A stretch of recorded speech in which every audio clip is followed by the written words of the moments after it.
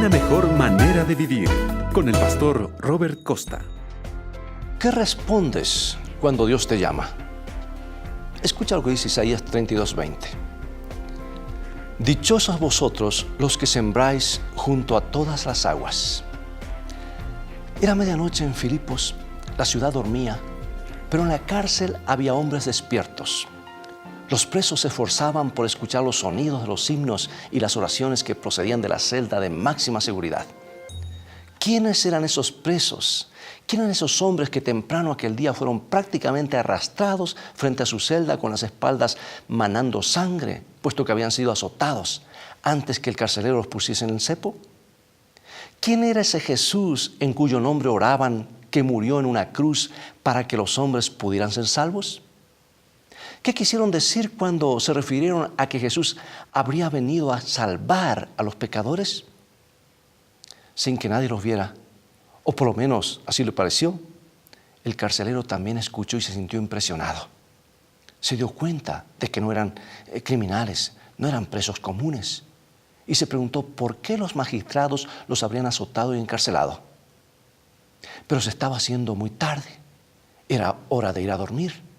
El carcelero y su familia se retiraron a su dormitorio, que se hallaba junto a la cárcel. Cuando los presos escucharon a Pablo y a Silas, también se sintieron impresionados. Algo extraño los puso en sujeción. De repente, sin previo aviso, la cárcel comenzó a temblar y a sacudirse violentamente. Las paredes se resquebrajaron, las puertas se abrieron de par en par, las barras y los cerrojos se corrieron como si los movieran manos invisibles.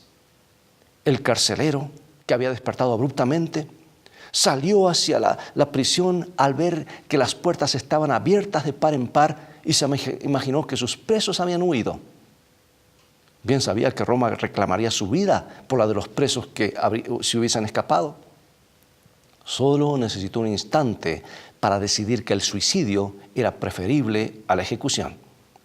Desenvainó su espada y estaba a punto de clavársela en el pecho cuando, de en medio de las tinieblas, escuchó la voz familiar de alguien que parecía estar viendo cada uno de sus movimientos. «No te hagas ningún mal», ordenó la voz, «pues todos estamos aquí». Después de pedir antorchas, el carcelero corrió hacia el interior de la cárcel y cayó a los pies de Pablo y Silas.